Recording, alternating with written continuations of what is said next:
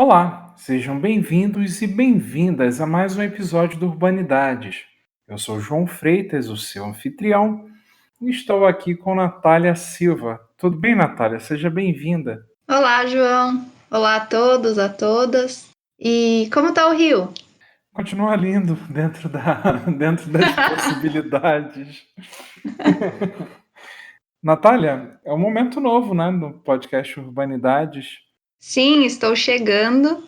Finalmente consegui participar. É um prazer estar aqui. Bom, principalmente hoje que a gente está se despedindo do Danilo, né? Para quem tem nos acompanhado, o Danilo Cursino foi quase onipresente nos episódios até aqui, né?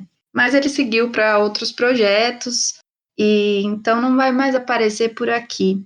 A gente queria mandar nosso carinho e um muito obrigada enorme para ele, que foi fundamental para a montagem do Urbanidades, né, João? Sem dúvida. E sem contar todas as outras atividades das quais ele participou com tanto empenho ao longo desses 2 anos que ele fez parte do grupo. Sim. Tanto eu quanto o Danilo demos algumas cabeçadas até chegarmos nesse formato da edição.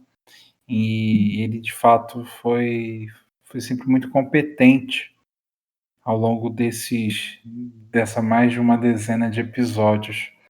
Então a gente vai sentir falta dele aqui, sim. Muita falta, João. Mas é isso, né? A gente tenta. Tô aqui para tentar ocupar o lugar dele de um jeito tão sensacional quanto ele conseguiu. Legal. E bom, para quem está chegando agora, Urbanidades é um projeto de cultura e extensão do Urbandata, um grupo de pesquisa que é vinculado ao Centro de Estudos da Metrópole da Universidade de São Paulo. E toda semana a gente traz um convidado para contar para a gente sobre o trabalho mais recente e de um jeito que dê para todo mundo entender. Hoje a Urbanidades está muito chique, a gente está internacional, né, João? Bastante especial mesmo essa entrevista. A professora Patrícia Pinho conversou com a gente de lá da Califórnia sobre um livro que ela lançou no ano passado, ainda está fresquinho, o Mapping Diaspora, traduzindo, mapeando a diáspora, que fala sobre turismo de raiz, de origem, de afro-americanos que vêm para o Brasil em busca de um pedacinho da África na Bahia. Foi uma conversa muito especial, né, Natália?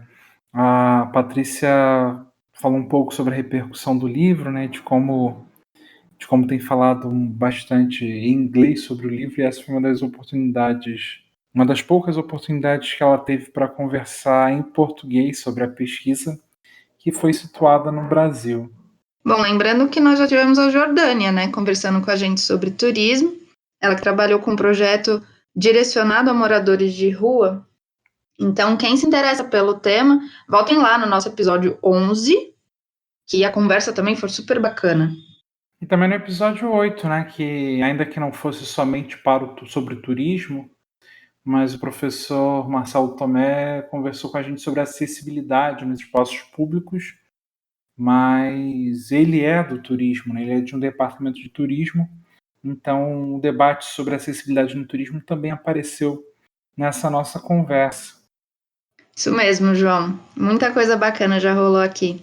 Bom, sempre lembrando que vocês podem nos seguir no Spotify e diversos outros agregadores, né, João? A gente está em vários.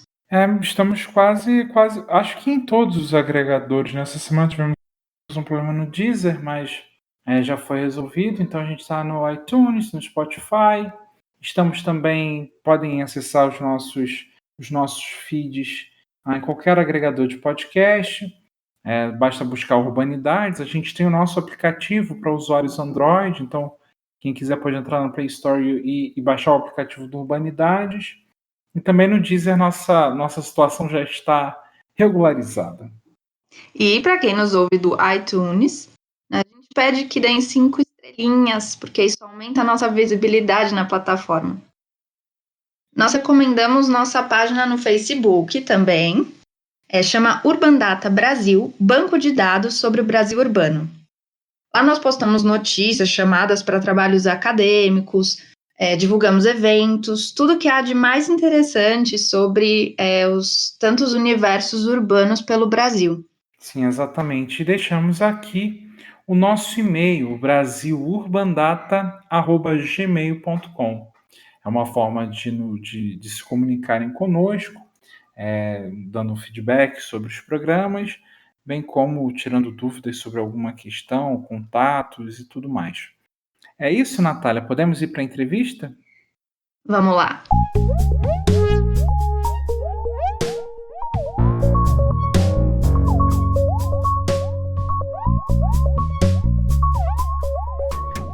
Olá, pessoal. Mais uma entrevista do Urbanidades. E o João Freitas, o seu anfitrião.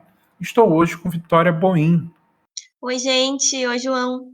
e também com a estreia da Natália Silva. Tudo bem, Natália? Tudo bem, João? Olá a todos, olá a todas. Hoje, para nós, é uma honra imensa, pois estamos recebendo a professora Patrícia Pinho para conversar sobre o livro Map Diaspora.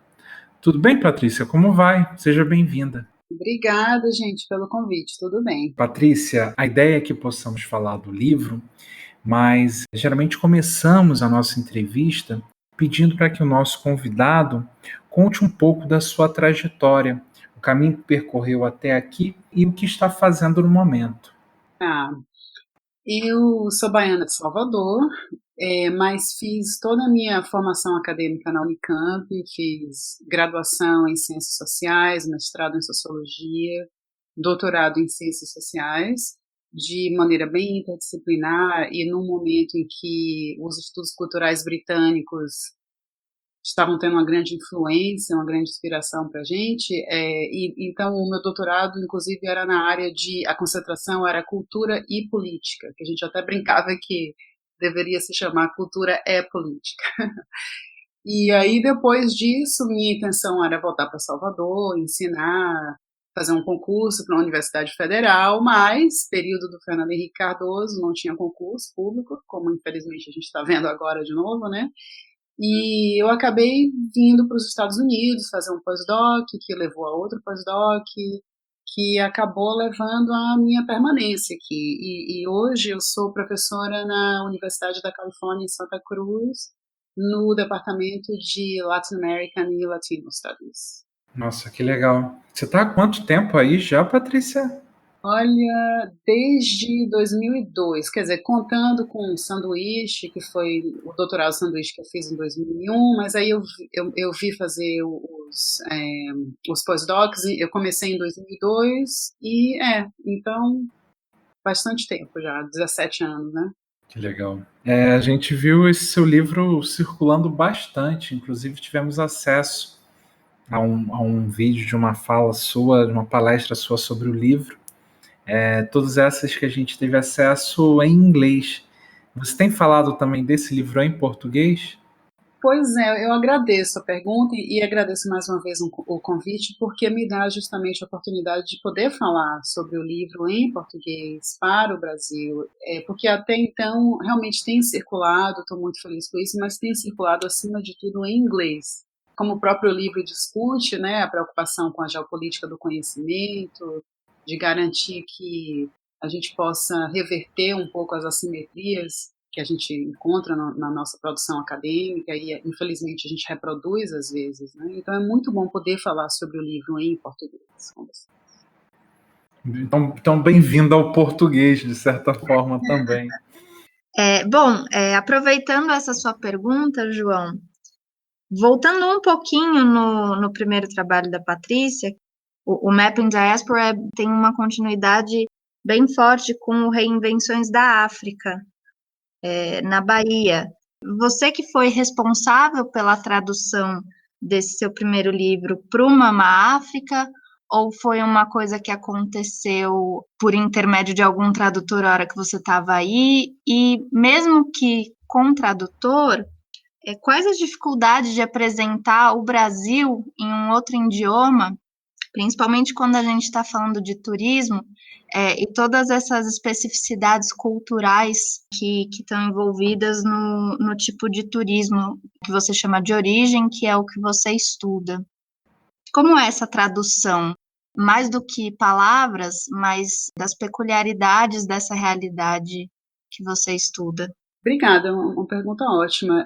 O Reinvenções, que acabou se tornando uma África em inglês, que eu sempre brinco dizendo que é uma outra encarnação, na verdade, que o Mama África acabou sendo uma outra versão, de fato, não foi apenas a tradução, porque a princípio eu só iria traduzir, pronto, mas à medida em que eu fui traduzindo, com o apoio de uma tradutora mesmo, profissional, falante nativa de inglês, eu acabei reescrevendo.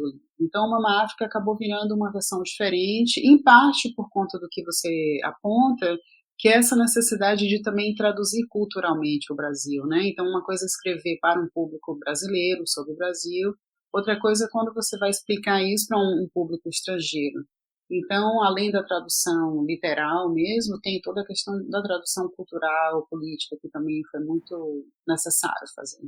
E eu acho que o Mapping Diaspora dá continuidade, foi meio que um gancho que surgiu na pesquisa do doutorado, que acabou levando ao Reinvenções e ao Mama África, mas que eu acabei depois desenvolvendo esse gancho no livro do Mapping Diaspora, mas o próprio tema da tradução entre países, entre culturas, e até mesmo entre negritudes, né? Eu acho que é um ponto fundamental do livro, é tentar pensar a negritude, sim, como transnacional, como atravessando fronteiras de Estado-nação, mas com suas especificidades locais, o que sempre significa entender a negritude dentro, não apenas do contexto local de cidade, estado, mas do contexto de país no sentido de projeto nacional.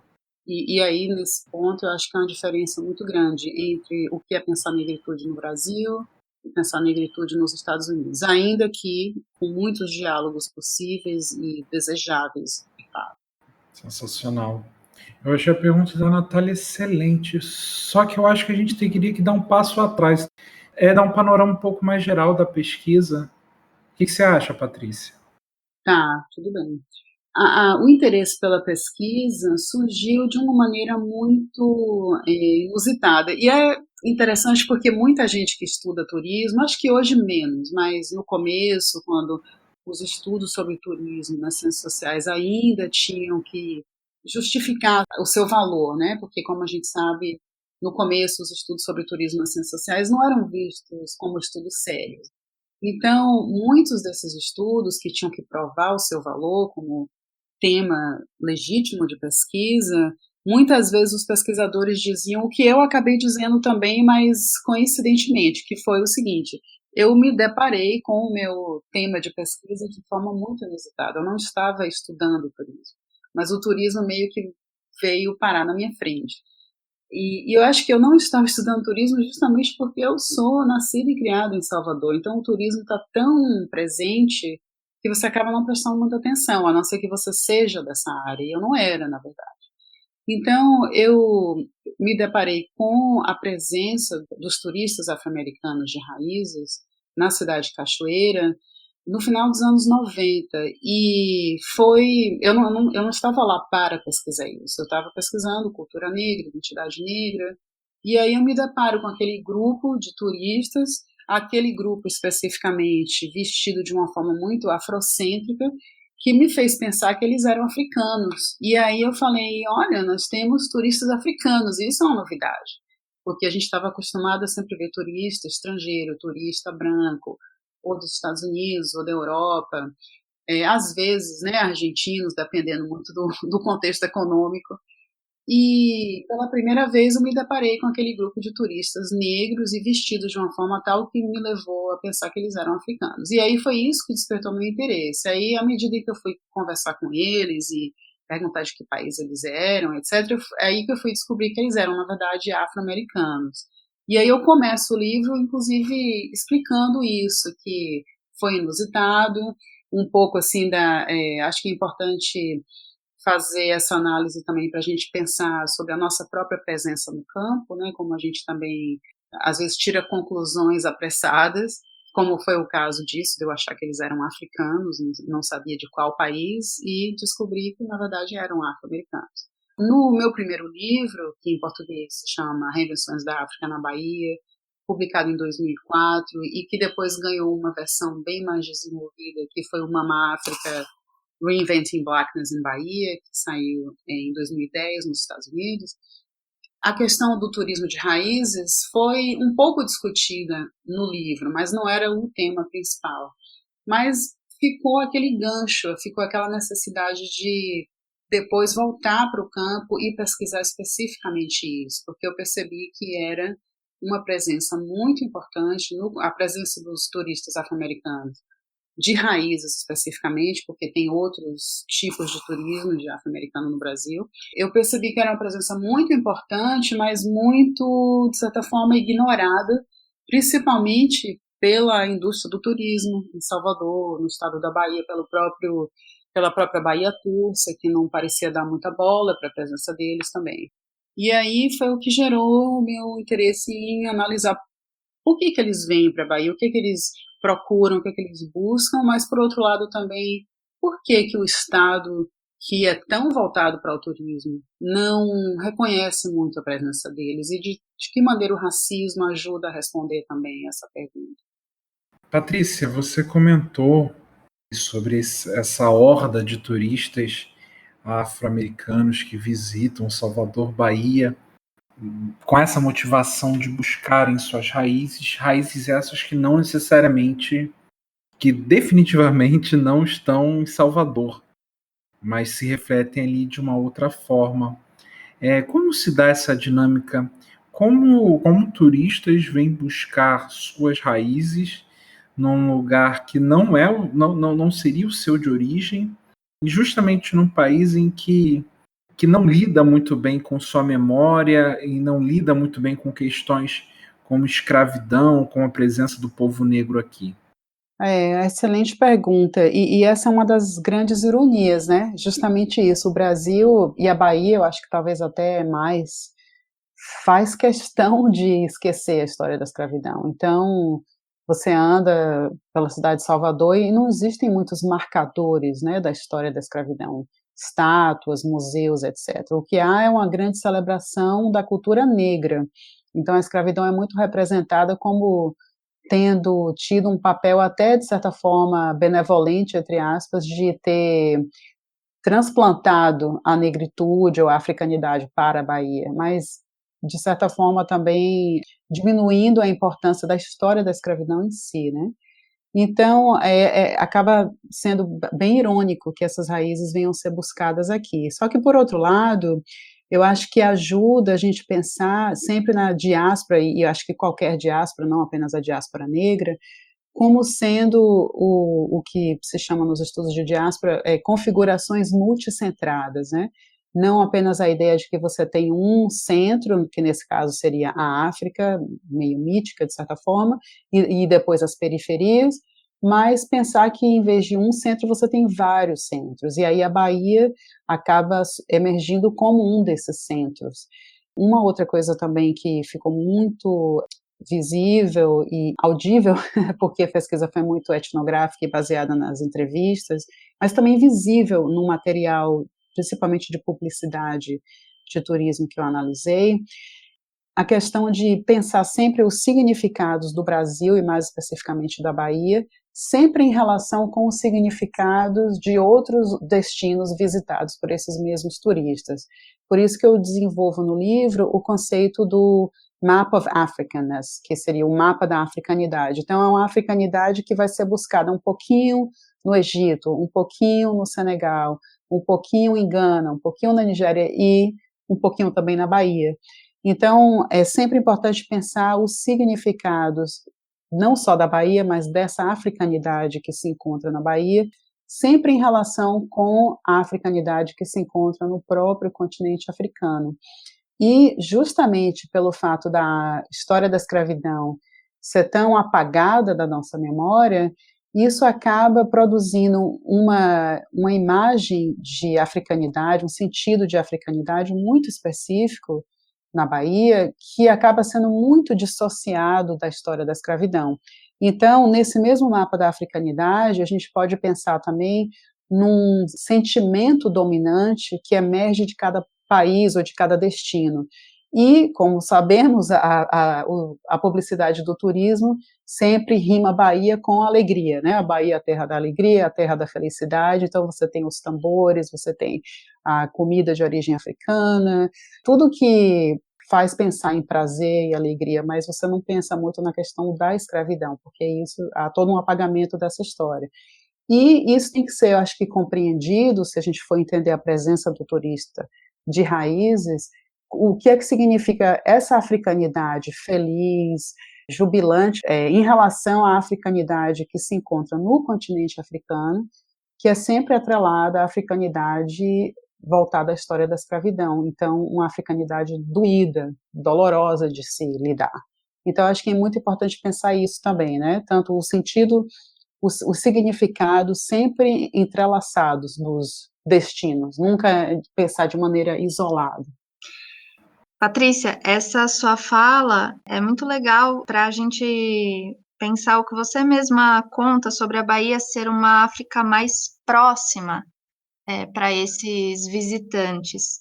Eu queria que você contasse um pouquinho mais sobre essa ideia, né, de a Bahia ser geograficamente, mas também emocionalmente mais próxima dos turistas. Exatamente, é isso mesmo. Essa expressão, a Bahia is a closer Africa, eu ouvi muitas vezes dos turistas, dos agentes de turismo, e aí eu comecei a perceber exatamente isso que você está falando, não é apenas mais próxima fisicamente, mais fácil de chegar, mas é mais próxima também no sentido do coração, né? É closer e cozier, de certa forma.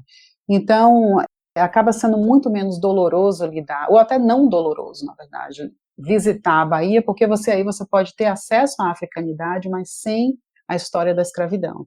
Não que haja um desconhecimento ou uma rejeição dessa história por parte do turista, né? Muito pelo contrário, são pessoas que buscam isso quando viajam para o continente africano, principalmente a África Ocidental, mas eles acabam não encontrando também.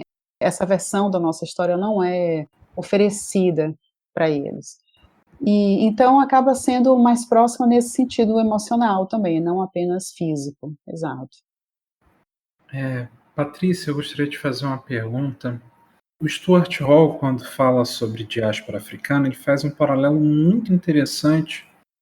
Não chega a ser um paralelo, mas é uma linha de comparação com a diáspora judaica. Se quando falamos da diáspora judaica, estamos tratando sobre a diáspora de um povo, quando falamos da diáspora africana, estamos falando da diáspora de vários povos diferentes. Como que se dá a unificação de um ideário do que é a África na Bahia e com isso difere do que seria o ideário de África dos afro-americanos? Pois é, e à medida em que eu fui desenvolvendo o conceito do mapa da africanidade, eu comecei a pensar justamente na questão do que seria isso aplicado para outras diásporas. A diáspora judia, existe também um turismo de raízes de judeus, e um mapa da identidade judia também poderia ser desenhado, né? Então, muitos judeus visitam campos de concentração, aonde a dor é um elemento central dessa visita. Muito parecido com, a gente pode encontrar um paralelo com o que é visitar castelos na costa africana, aonde escravizados ficavam aprisionados antes da passagem pelo Atlântico para chegar nas Américas, né? Por outro lado, existe a possibilidade também do turista judeu visitar Israel, e aí já é um pouco mais parecido com uma espécie do júbilo que eu estou me referindo aqui. Então, não que a gente vá traçar paralelos idênticos, porque a ideia não é essa, mas é possível, eu acho, para qualquer diáspora, quando a gente mapeia o turismo das diásporas, eu acho que é possível para qualquer grupo diaspórico fazer esse mapeamento onde os destinos têm significados sempre específicos, mas sempre também atrelados uns aos outros, muitas vezes complementares, e além disso, muito relacionados aos sentimentos específicos que vão despertar, né? Ou a dor, ou o horror, a tragédia, ou o júbilo de outra maneira, né?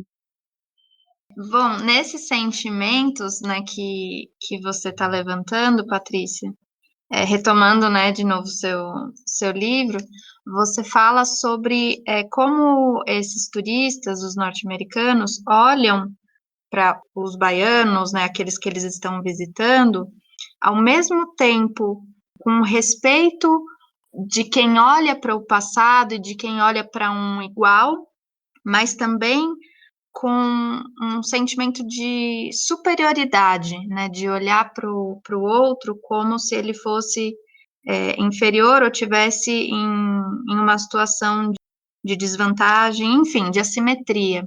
Eu queria que você contasse para a gente como isso aparece no campo, como isso apareceu na sua pesquisa, como essa aparente contradição ela acontece no mundo. Exato. Eu acho até que mais do que um sentimento de superioridade, eu acho que é mais uma relação de assimetria e muito. Eu acho que para pensar isso é muito importante pensar como que o tempo também é mapeado nos lugares, porque não é necessariamente um sentido de superioridade, mas é um sentido de avanço. É um sentido de que, na linha evolucionista, supostamente, do desenvolvimento negro no mundo, principalmente para os afrodescendentes fora do continente africano, existiria um desenvolvimento evolucionista e alguns grupos traçaram mais degraus do que outros. E isso veio à tona inúmeras vezes, tanto nas entrevistas como no material que eu analisei, porque só para falar um pouquinho assim de método, eu sempre estava contrastando o que eu ouvia nas entrevistas com o material que eu lia, tanto nas revistas, os documentários, filmes, tanto de ficção como de não ficção, porque aí também já entra toda a questão que é mais uma outra assimetria, né? No contexto da diáspora africana, existem muitas assimetrias. Uma dessas é quem tem mais possibilidade de representar quem. E a gente sabe que o afro-americano, comparado com o afro-brasileiro, ou afro-colombiano, ou qualquer outro grupo negro na diáspora, tem muito mais possibilidade e acesso aos meios pelos quais é possível representar outros lugares e outros povos, inclusive negros, na diáspora. Então, esse sentido evolucionista está muito presente nessas representações visuais, de documentários, etc., mas também nas falas que eu ouvi. Então, mesmo quando, inclusive, eu questionava, às vezes, que minha metodologia foi muito reflexiva e eu buscava sempre demonstrar para os meus entrevistados alguns desconfortos também que eu sentia, de questioná-los também, né? Não demonstrar que eu não estava ali como uma pessoa supostamente neutra e isenta, né, que como pesquisadores nós nunca somos isso realmente. E então, quando eu ouvia comentários do tipo, nos anos 80, o afro-brasileiro estava num nível de desenvolvimento parecido com o afro-americano dos anos 50 ou 60, entendeu? Eu sempre questionava, eu dizia, bom, mas as histórias são diferentes, não são os mesmos passos que são trilhados por grupos diferentes, são trajetórias diferentes, etc. Então, mesmo quando eu questionava, o sentido evolucionista retornava, e era mais uma vez reiterado, confirmado. O que eu até espero que uma das mensagens do livro, um dos convites para a reflexão, seja justamente isso, a gente pensar o quanto que o evolucionismo guia muito o nosso pensamento, de todos nós, né? Claro que isso ficou muito patente nas entrevistas com os turistas, mas se a gente for pensar na trajetória que o Brasil está vivendo agora, é praticamente impossível não falar de regresso, retrocesso, atraso. São palavras totalmente evolucionistas, mas é muito difícil não usar essas palavras, não usar essa lógica. Então, eu acho que é importante a gente. Um pouco o livro, é um pouco um convite para a gente entender de que maneira nós todos introjetamos essa lógica evolucionista e tentar desfazer um pouco essa lógica, porque eu acho que está bem claro no que a gente está vivendo é que não há nenhuma garantia, né, de que a gente está sempre andando para frente, né? Progresso é uma ideia evolucionista e que não é bem assim que o mundo gira, né? Patrícia, Existe a sensação de que esses turistas visitam para contribuir com as populações visitadas e como eles sentem que eles contribuem? Pois é, isso foi um dos elementos mais fascinantes da pesquisa como um todo, e eu agradeço também a pergunta, porque me dá a oportunidade de explicar que, muitas vezes, quando a gente estuda turismo, é meio que fácil criticar o turista, muitos pesquisadores, acho que às vezes até beiram assim, se entrega um pouco à tentação de ridicularizar o turista, e eu queria muito ficar longe disso, eu queria muito não cair nessa armadilha, sabe? Eu queria, sim, ter uma análise crítica, que eu acho que a gente tem que ter uma análise crítica a tudo, na verdade, mas, ao mesmo tempo, realmente entender por que se visita a Bahia, e sempre se pensa a Bahia em comparação ao Rio, que é uma outra questão que a gente pode conversar também, porque a Bahia é muito comparada ao Rio pelos turistas, mas também em relação a esses outros destinos que eu comentei antes no continente africano. E uma coisa que ficou muito clara é que eles visitam esses destinos todos no chamado mapa da africanidade, não apenas porque eles buscam raízes e buscam, de certa forma, preencher aqueles espaços vazios que eles expressaram muitas vezes, que eles acham que tem na cultura, na alma, etc., mas também porque eles querem dar algo em troca. E mesmo que tudo isso seja permeado, mais uma vez, por essa simetria e essa lógica evolucionista de alguns grupos sendo vistos como mais avançados, outros menos avançados, um elemento fundamental do turismo de raízes é a solidariedade negra transnacional.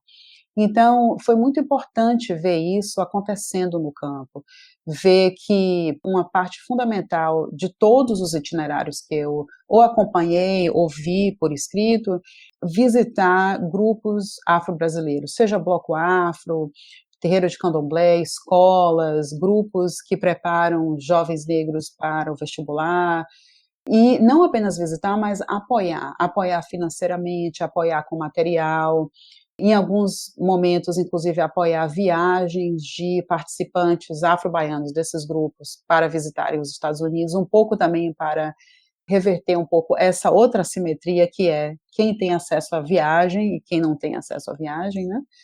E então foi muito importante ver isso, como que nessas trocas, primeiro aquela ideia muito, também, de certa forma, assimétrica de trocar tradição por modernidade, mas muito importante pensar essa questão de os próprios turistas reconhecerem que eles são estadunidenses e, portanto, eles possuem a cidadania mais valorizada do mundo, e com essa cidadania tem um status, e também pensar no apoio financeiro, que é ter dólar americano.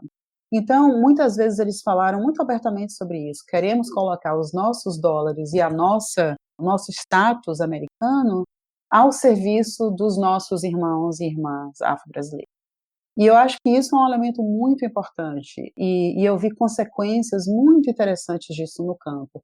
Por exemplo, os turistas de raízes fazerem questão de comprar de artesãos negros, fazerem questão de irem para restaurantes cujos donos são negros, pedirem para ter guias de turismo que são negros. Eu acho que isso é muito importante, eu acho que isso é, revela uma outra maneira de ser negro no mundo, que, concorde-se ou não, eu acho que é importante que muita gente no Brasil conheça isso. Então, ao mesmo tempo que eu vi reações negativas a isso, por exemplo, donos de agência de turismo dizer que essas são demandas racializadas, não é assim que nós brasileiros pensamos.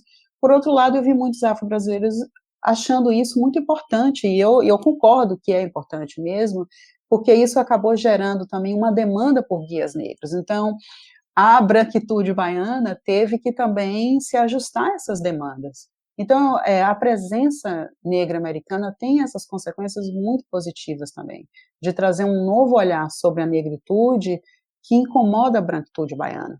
Então, mais uma vez, assim, eu não quero aqui dizer que existem modelos diferentes, um modelo é melhor do que o outro, não é essa a ideia de jeito nenhum, mas eu acho que é muito importante incomodar a configuração racial brasileira. Como também é importante incomodar a configuração racial dos Estados Unidos, óbvio, né? Mas eu acho que é importante causar esse desconforto na branquitude baiana. E a presença do negro norte-americano, com suas demandas, eu acho que tanto incomoda essa branquitude baiana, o que é fundamental, como também legitima o que muitos grupos afro-brasileiros já vinham demandando, que não era reconhecido como legítimo. Então, eu acho isso muito bom. Foi muito positivo ver a solidariedade sendo desenvolvida, exercida, demandada, praticada nesses encontros. Agora a gente ficou curioso. Você pode contar para a gente como que o Rio de Janeiro e a Bahia se diferenciam nesse cenário das visitas de grupos norte-americanos?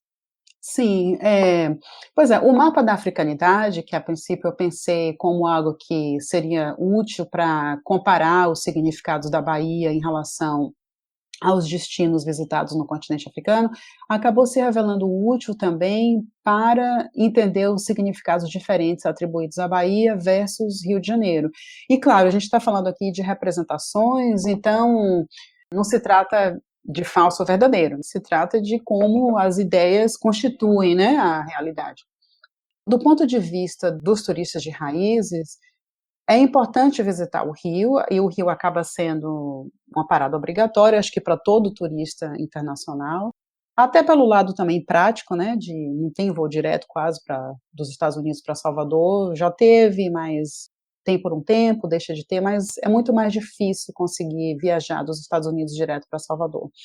Então, o Rio acaba sendo uma parada obrigatória, tanto pelo apelo que o Rio tem para o turista nacional, como também por esse sentido mais pragmático, mas a cultura negra no Rio é representada como sendo uma cultura muito misturada, que perdeu a pureza, enquanto que a cultura negra na Bahia é muito representada como uma cultura que supostamente é mais pura, para usar a linguagem do Herskovits, que teria retido mais africanismos, digamos assim. E o que sabemos que, na verdade, são culturas híbridas nos dois casos. Mas a representação que você tem, dominante, é que a cultura negra baiana é muito mais africanizada, reteve mais do que originalmente veio da África, enquanto que no Rio não. Então, seria aqueles binários, candomblé versus umbanda, o samba de roda versus o samba de escola de samba. Então, ou se pensar na própria culinária também. Então, é muito interessante ver isso, que o status da Bahia também pode, do ponto de vista para o turista de raízes,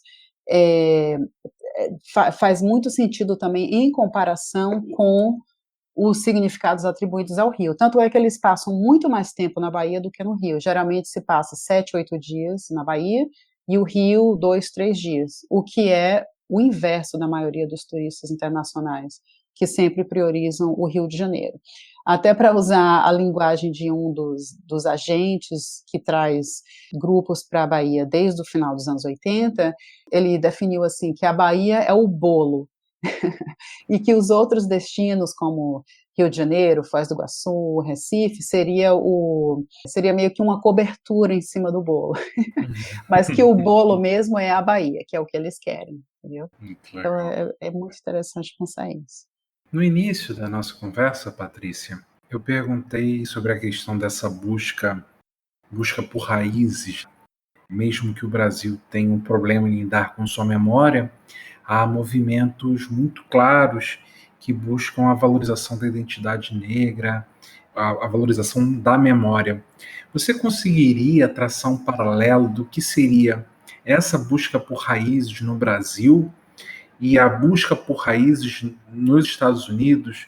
Mencionar também, se for possível, a questão dos nomes africanos. Sim. Pois um dos motivos pelos quais eu chamo esse fenômeno, essa prática de turismo de raízes, justamente por causa da importância que tem essa busca pelas raízes na cultura negra norte-americana. Aí a gente pode fazer aquela trajetória pensar do Alex Haley, do livro Roots, que virou uma minissérie logo em seguida, né? Logo que o livro foi publicado, virou uma minissérie. E é interessante, inclusive, pensar que essa busca pelas raízes aqui nos Estados Unidos acabou tendo uma influência muito grande para outros grupos diaspóricos também, inclusive muitos grupos brancos. Então, a busca por raízes irlandesas, escocesas, judias, etc., acabou sendo muito estimulada também pelo livro do Alex Haley e depois a minissérie Roots, né?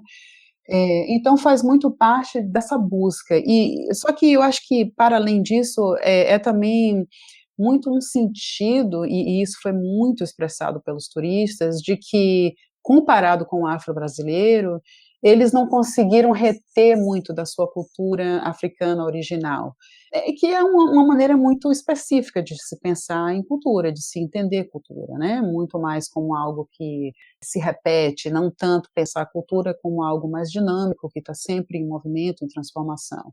Mas eu acho que, se há esse sentimento de vazio, essa sensação de que existe um buraco na história, na raiz, então é preciso reencontrar isso. Então eu acho que, como pesquisadores, a gente tem que entender por que isso ocorre. E aí um fator fundamental que ficou muito claro também na pesquisa é como que o gênero vai ter uma diferença muito grande nessa busca, porque é fundamental que se diga que a grande maioria dos turistas, na verdade, são as turistas. Então, são, acima de tudo, mulheres que vêm atrás dessas raízes. E a maioria dos grupos que eu pesquisei, assim, digamos que um grupo de 14 pessoas, 12 eram mulheres, de um modo geral. Apesar de que, muitas vezes, não sempre, mas muitas vezes, os agentes de viagem ou os líderes dos grupos eram homens. Então, é interessante pensar nisso também, né? Que às vezes é dominado pelas mulheres, só que por baixo e no topo vai ter uma minoria masculina também liderando.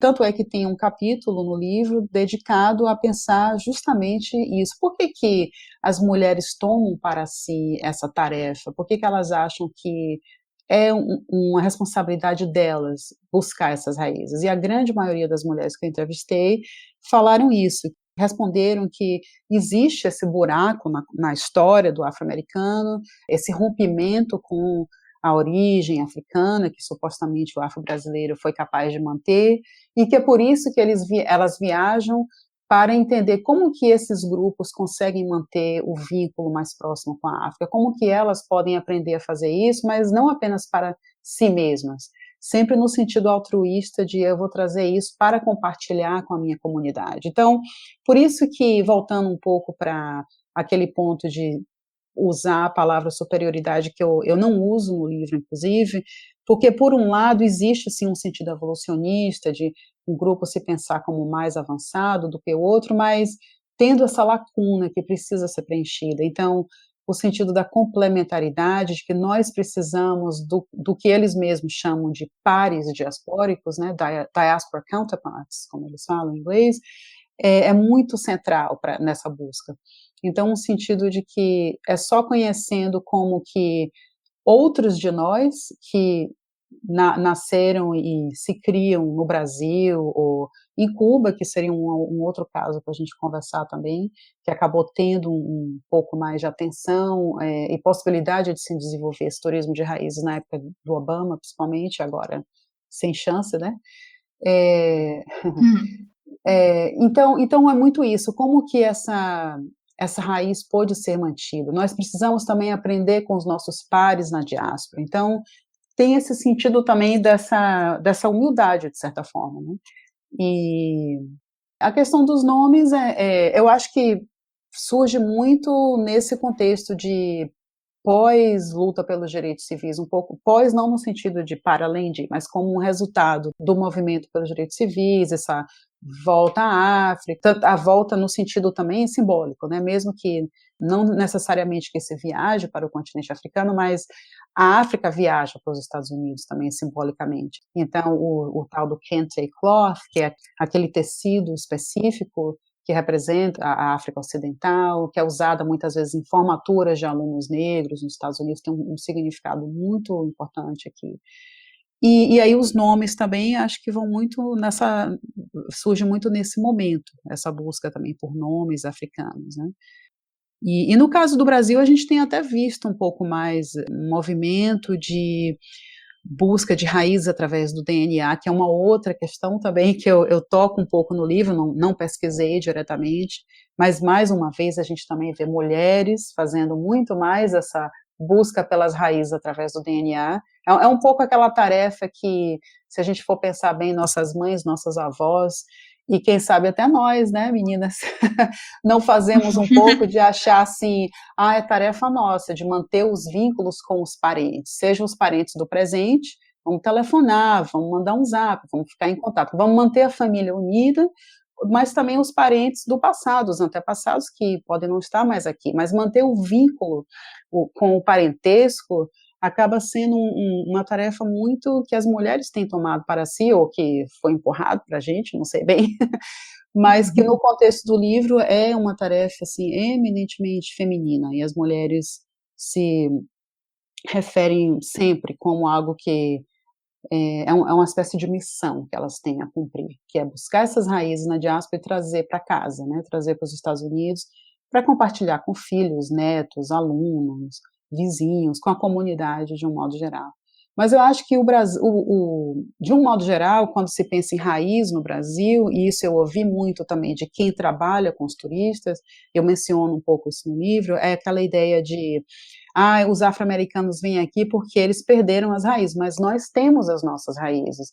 A África está aqui no Brasil, nós somos a África também. Então, eu acho que não existe muito essa sensação de perda da raiz, de um modo geral, né? Claro que tem suas exceções sempre, né? E vai ter sempre em qualquer contexto.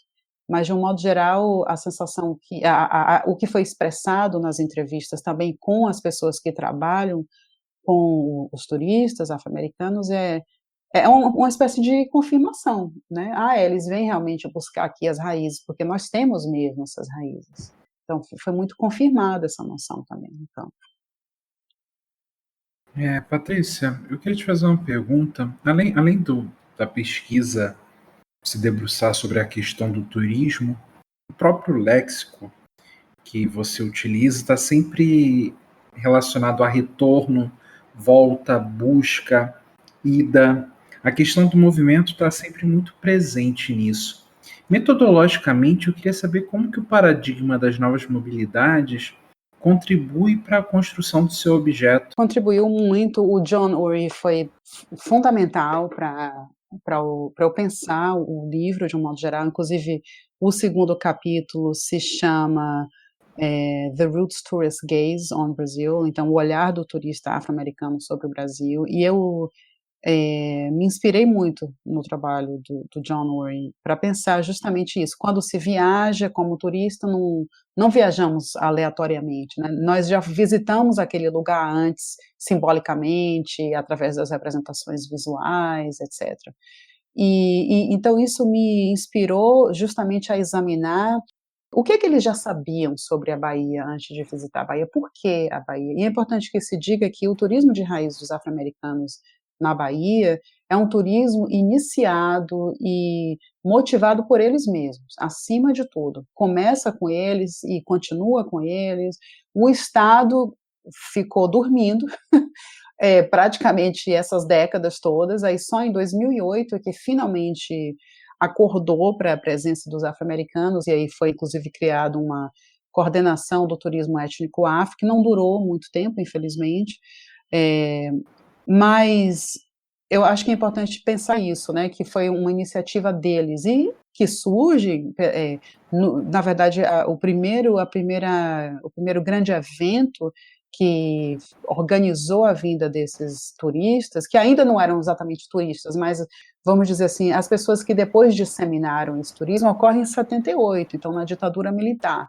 E no livro eu até discuto isso, que houve um atrito entre, de um lado, a indústria do turismo, querendo fomentar a presença dos afro-americanos, apesar de que não foi iniciativa local, e sim dos próprios afro-americanos, com o Itamaraty não querendo a presença deles, dizendo não, e tem um documento que eu analiso do Itamaraty que discute isso, o Itamaraty dizendo não queremos discussão de diáspora, quer dizer, a própria palavra diáspora era muito incômoda, não queremos essa noção de que o negro é um elemento distinto do brasileiro, então um medo muito grande por parte do governo brasileiro durante a ditadura de que o negro pudesse se organizar inspirado pela luta dos afro-americanos, o que é assim fundamental de se entender. Mas voltando a pensar o trabalho do John Ury, por exemplo, me ajudou muito a pensar isso. Por que eles escolhem a Bahia? Então, claro que já existiam representações sobre a Bahia, principalmente representações produzidas por acadêmicos. Então, as visitas que muitos americanos, inclusive, né, antropólogos principalmente, fizeram nos anos 40 e 50, que colocaram a Bahia como um lugar de destaque na configuração da diáspora africana, como um lugar que teria retido muitos africanismos. Então, é interessante pensar isso, né, como nesse mapa da africanidade, como em qualquer mapa, na verdade, os destinos são feitos por representações. Então, de um lado você vai ter a Bahia representada como essa África mais próxima, mas quando você compara os destinos no próprio continente africano, não tem, na verdade, tanta veracidade histórica. Então, por exemplo, a ilha de Gorée, no Senegal, tem um destaque muito maior para os turistas de raízes do que, por exemplo, Angola, que a gente sabe que, em termos numéricos, muito mais gente foi trazida do que hoje se chama Angola do que hoje se chama Senegal, para as Américas de um modo geral. Mas como houve uma mobilização muito grande dos discursos, por indivíduos, por instituições, etc., aí o destaque ficou sendo muito maior, o que acabou transformando o Senegal, por exemplo, num destino muito importante para os turistas de raízes. Quando, se a gente for ver veracidade histórica, não era realmente um ponto de origem tão numericamente significativo. Então, o trabalho de John Ury foi muito importante para pensar isso, né? Que quando visitamos um destino, fisicamente, a gente já visitou esse destino antes, através da música, da culinária, dos filmes, dos documentários, das revistas. Por isso que entender representações foi central para a pesquisa, para entender por que a Bahia, por que a Bahia tem esse apelo tão grande para o turista afro-americano. Patrícia, a gente sempre pede para o nosso entrevistado contar uma experiência de campo que considera curiosa. Você trabalha tanto com etnografia, né? Então eu imagino que você tenha tido experiências muito ricas. Você lembra de alguma coisa para compartilhar com a gente? Esse exemplo que eu dei desse incômodo que a presença dos turistas afro-americanos causa na branquitude baiana, eu acho que foi uma das coisas mais interessantes que eu vi de agentes de viagem dizerem, mas como? Vamos ter que preparar guias negros? Não existe isso, né? Nós não vamos preparar alguém para trabalhar com turismo baseado na cor da pessoa, mas acabando tendo que fazer, de qualquer forma, para suprir uma demanda. Então, foi muito interessante ver isso acontecendo. Foi muito importante ver, eu acho que, a troca de olhares entre, de um lado, afro-americanos, de outro, afro-brasileiros, não só olhares no sentido físico mesmo, né, de um olhar para o outro, mas essa troca também de projeções, né, o que um grupo projeta em cima do outro, que não necessariamente vai corresponder com como o grupo se vê a si mesmo, né. Então, eu acho que esses momentos foram os mais interessantes. Pensar também em termos de exemplos mais concretos, visitas. Eu acho que o exemplo de visitas a terreiro de candomblé foi muito interessante, porque eu tentei no livro não fazer um perfil muito rígido, muito estático de quem é o turista afro-americano, até porque tem afro-americano com interesses os mais diversos que visitam o Brasil, inclusive turismo sexual afro-americano, obviamente, no Rio, na Bahia também. Mas eu, ao mesmo tempo, eu quis mostrar que o que une a todos eles é justamente, pelo menos os grupos que eu pesquisei, é justamente a busca pelas raízes. mas que há suas diferenças. E uma das diferenças maiores, eu acho, entre essas próprias pessoas que eu entrevistei, convivi, é pensar a questão da religião e como isso permeia a interação que eles vão ter com a cultura afro-baiana, mais especificamente com o candomblé. Então, a grande maioria desses turistas são protestantes, evangélicos de alguma denominação, de várias denominações. Só que muitos entendem que a cultura afro-baiana é muito ligada ao candomblé. Então, se você come um acarajé, aquilo é uma comida que é originalmente do candomblé. Se você ouve uma música com certo ritmo, tem uma origem no candomblé. Outros já não se mostravam tão abertos a isso. Então, eles poderiam, sim, claro, eles que estavam interessados na cultura afro-baiana por causa das raízes, mas no momento de visitar um terreiro de candomblé, alguns já, uma minoria até, na verdade, já não ia. E aí foi interessante, porque achava que aquilo iria contrariar a própria premissa religiosa individual deles. Então foi muito interessante ver como que isso acabava impactando um pouco a relação entre eles mesmos, sabe?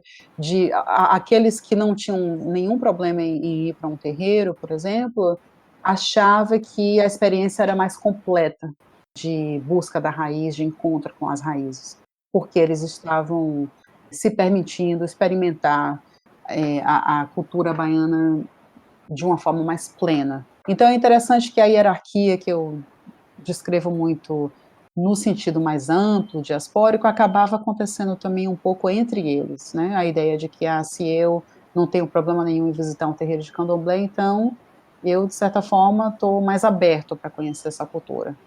E sempre em comparação com aquele que estaria menos, porque já se fecha um pouco por conta de alguns constrangimentos mais de origem religiosa. Então foi interessante pensar isso também, né? Sensacional, Patrícia. Não sei se respondi a contento. Sem dúvida respondeu. Nossa, pra gente foi muito especial tê-la aqui conosco, Patrícia. Obrigada. Espero que tenha sido proveitoso também para você.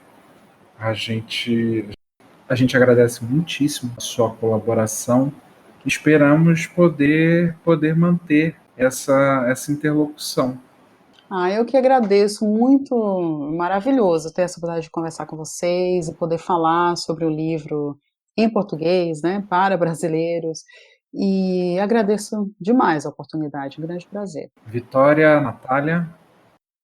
Foi ótimo. Obrigada, João, Natália. Obrigada, Patrícia. Patrícia, foi um prazer poder falar com você sobre o livro, sobre toda a sua pesquisa. E, bom, obrigada, gente. João, aí do Rio de Janeiro, a Vicky aqui. Obrigada, estou à disposição, hein?